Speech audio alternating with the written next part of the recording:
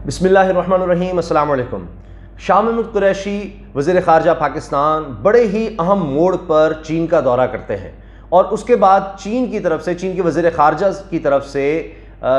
इनकी मुलाकात जब होती है तो उसके बाद एक स्टेटमेंट भी सामने आती है जो पाकिस्तान के मौजूदा हालात, जो इस वक्त बात हो रही है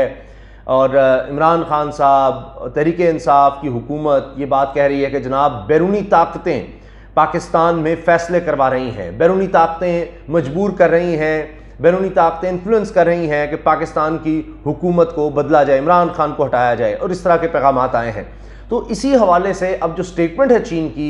उसको बहुत ज़्यादा अहमियत दी जा रही है, क्योंकि चीन इस वक्त आप देख रहे हैं कि अमेरिका के बिल्कुल सामने खड़ा है। चीन और अमेरिका आमने सामने हैं, रूस का मामला भी आपके सामने है और चीन और रूस बहुत ज़्यादा करीब आ चुके हैं। और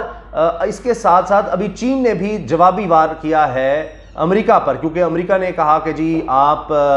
चीन जो है वो कई इंसानी हुकूक की खिलाफ वर्जियाँ कर रहा है और इस तरह के मामलात हैं। तो लिहाजा अब चीन ने कहा है कि अच्छा जी ठीक है, हम पर इल्ज़ाम आ रहा है तो हम भी अब जवाबी कार्रवाई करेंगे। तो इस तरह से दोनों ममालिक के दरमियान जो कशीदगी है वो बढ़ती चली जा रही है। अब यहाँ जो पाकिस्तान में माहौल बना हुआ है, अगरचे हुकूमत की तरफ से, इमरान खान साहब की तरफ से किसी मुल्क का नाम बराह रास्त नहीं लिया गया, लेकिन जो चीज़ें सामने आई हैं, जो बातें हो रही हैं, नसीम ज़ारा साहबा ने इस बारे में तस्दीक कर दी, दीगर हवालों से बात सामने आ रही है, तो उसमें ये लग रहा है कि जनाब अमेरिका से ही कुछ इस तरह की बात हुई। अमेरिका की तरफ से इस चीज़ को डिनाई किया जा रहा है, जो उनकी ऑफिशियल स्टेटमेंट आई है कि जी हमने कुछ ऐसा नहीं कहा। लेकिन बहरहाल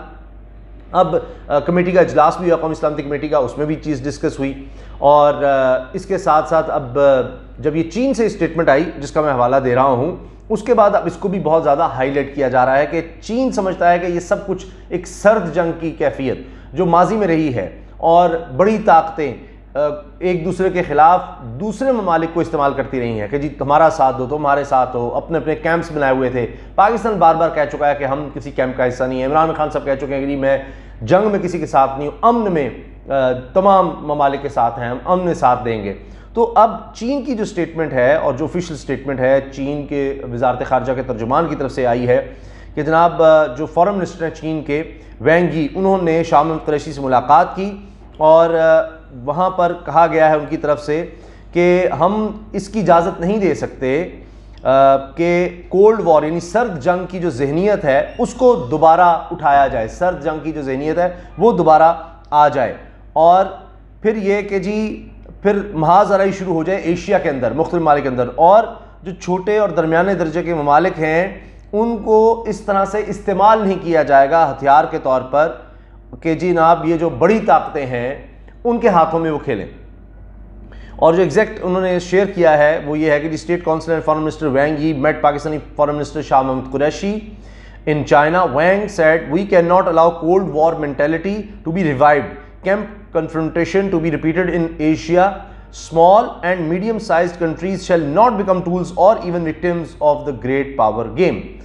अच्छा, अब इसके बाद आप देखिए कि इसमें बड़ा वाज़ेह है कि सर्द जंग में क्या होता रहा। एक तरफ रशिया था, एक तरफ अमेरिका था, और उस वक्त सर्द जंग में पाकिस्तान ने बड़े भरपूर तरीके से अमेरिका का साथ दिया, ये सब जानते हैं। और ये वक्त भी था कि पाकिस्तान से एक जहाज़ उड़ाया गया रूस की जासूसी के लिए, और हम डिनाई करते लेकिन बाद में वो चीज़ साबित हो गई। तो ये हालात भी रहे। फिर अफगानिस्तान की जंग आपके सामने, ये सब कुछ होता रहा। तो अब ये कहा जा रहा है कि जी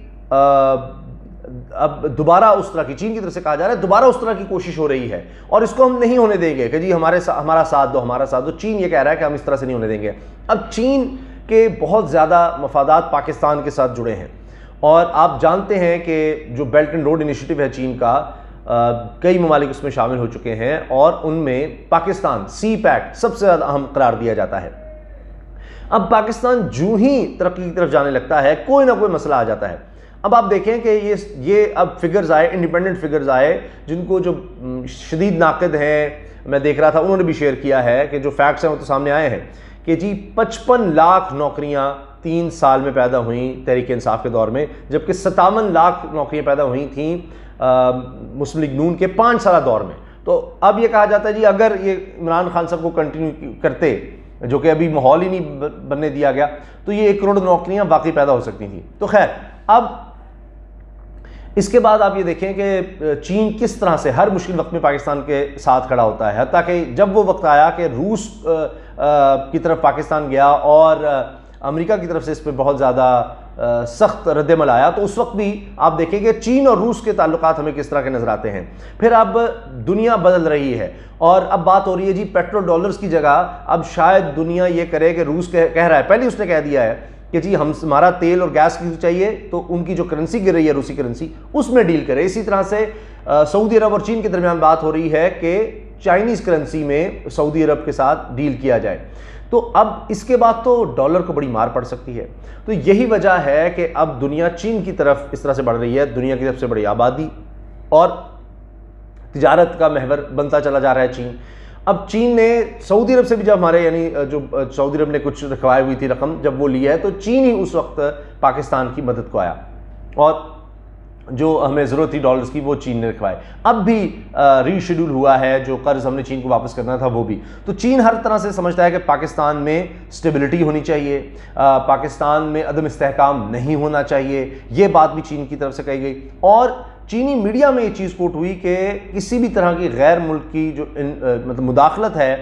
चीन उसकी यानी सख्ती से मजम्मत करेगा। बाकी चीन की हमेशा पॉलिसी है, चीन की हमेशा से पॉलिसी है और इसी वजह से वो उन्होंने बहुत ज़्यादा तरक्की की कि वो किसी भी दूसरे मुल्क के अंदरूनी मामलात में बिल्कुल भी दखल नहीं देते और इसी वजह से वो सिर्फ फोकस करते हैं जी हमने इकोनॉमिक पावर बनना है। और आज चीन जिस मकाम पर खड़ा है, इमरान खान साहब बार बार इसका हवाला देते हैं जी 70 करोड़ लोगों को उन्होंने पिछले 20-30 साल में गुर्बत से निकाला है, तो ये दुनिया की तारीख में नहीं हुआ। तो इस लिहाज से चीन की ये सोच है कि हमने तरक्की की तरफ देखना है, कोई लड़ाई कोई इस तरफ नहीं जाना। लेकिन इस वक्त अमेरिका और चीन ज़रूर आमने सामने हैं और रूस और अमेरिका तो है ही, और रूस और चीन इकट्ठे नजर आ रहे हैं। तो ये जो इमरान खान साहब का रूस जाना था, ये जो इस वक्त सारे हालात हैं उसमें जो मेन पॉइंट नज़र आ रहा है कि जिस वजह से सारा कुछ ट्रिगर हुआ या हुआ,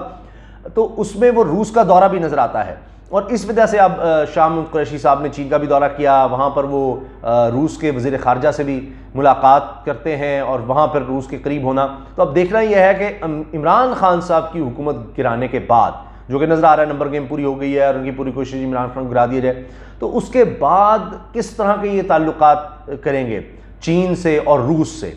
तो लगता यह है कि अगर इनकी हुकूमत आ जाती है, यानी ये जो सब अब अपोजिशन इकट्ठी हुई है, इत्तेहादियों को भी तोड़ कर ले गए, तो उसके बाद रूस से तो ये बिल्कुल ही पीछे हट जाएंगे। ये तो बड़ा वाज़े है, जो इस वक्त एजेंडा है, जो प्लान है, जो कुछ भी सेट हुआ है उसमें ये वाज़े नज़र आता है कि रूस की तरफ बिल्कुल नहीं जाएगा। ज़ाहिर है चीन के साथ तो ताल्लुकात रहेंगे, लेकिन रूस के साथ जो मामला चल रहे थे गंदम के, सस्ते